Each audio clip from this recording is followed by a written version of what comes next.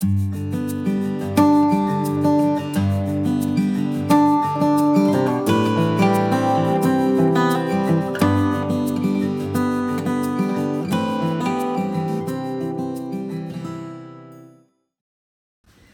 Jinny Beyer. When I began my first quilt in 1972, I was living in India. The only fabrics available to me there were the hand block printed Indian cottons that I could get in the marketplace. These were not sold by the yard the way our fabrics are today, but they were sold by the piece, and each piece had a border edge around it depending on what it was used for. This may have been for a tablecloth or a bed cover. You can see the borders. So from the very beginning, when I was making quilts, I was trying to find unique ways to use these borders so I wouldn't waste any of the fabric. This lesson today shows you some more ways to think about putting border prints in your patchwork design.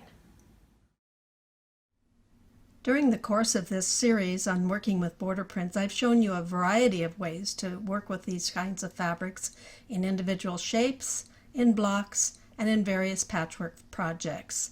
The lesson this time is about looking at blocks and finding ways where you might never have thought of using a border print.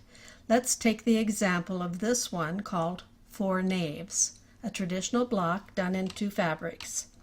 But what if we use a border print? Let's, for instance, take that center square. It's a great big square. Divide it, as we showed you in lesson 1, into 4 smaller triangles, and then center that on a border print fabric.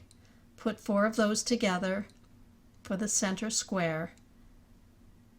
And then you could go a step further, and the smaller triangles out from that, you could cut 4 of those identically, centered on a mirror image portion of the design, and put that in each of the 4 corners. But we still have some more space, those long light colored rectangles. You can cut 4 of those for each one of those spaces and fill it in. So now you see still a red and a light colored block, but now we'll see the difference between done with the border print or without. There's merits in both ways. It's just a way to look at the design in a little bit different manner. Some blocks have a triangle in the corners. You can divide that corner triangle in half and make 2 smaller triangles, and they would fit together in this block called Vines at the Window. Now we can take one of those smaller corner triangles and use it for the corner. Take another one, but this time we've not centered it on a mirror image portion of the design. We have just cut it from a place on the border print. So what you want to do is make another identical piece, only the mirror image of that.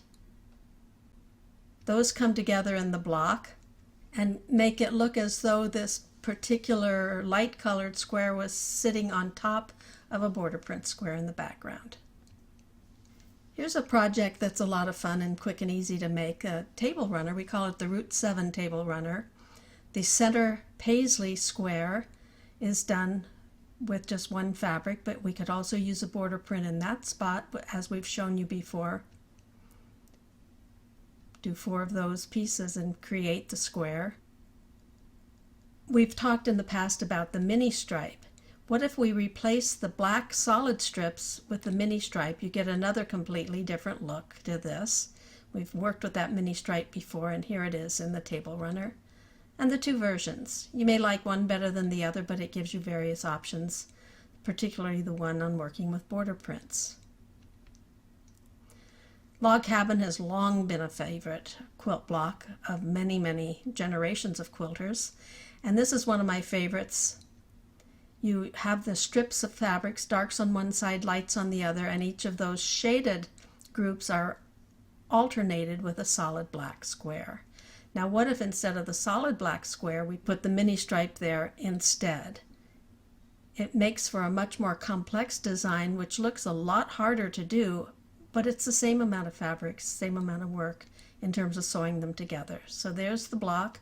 I call this quilt Spanish Steps. Here's a block of the month quilt that I designed that uses the border print in different ways. First of all, where you see the arrow, it's pointing to the points of these stars, and those are cut from the border print fabric, fussy cutting them so there's a mirror image design centered in the middle, and it gives another dimension to the block itself. I've also used the border print for the hexagon in the very center of these blocks. So you see a wide variety of blocks, all cut from the border print in different ways, in this quilt called Stellaris. You'll see once again how the mini stripe is used as the sashing between the blocks. We did a small version of this design in the Stellaris table runner if you wanted to try the technique without all the other work involved. When I was writing my book, The Quilter's Album of Patchwork Patterns, I was asked if I would design a cover for the book. So I thought it would be fun to look for blocks where I had used the border print in unusual ways. So I selected a wide variety of those blocks and did sort of a collage for the cover of the book.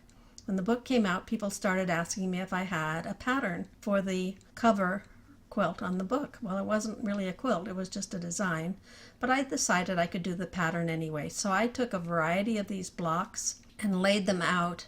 You can see each of these, how the border print has been used in a slightly different manner.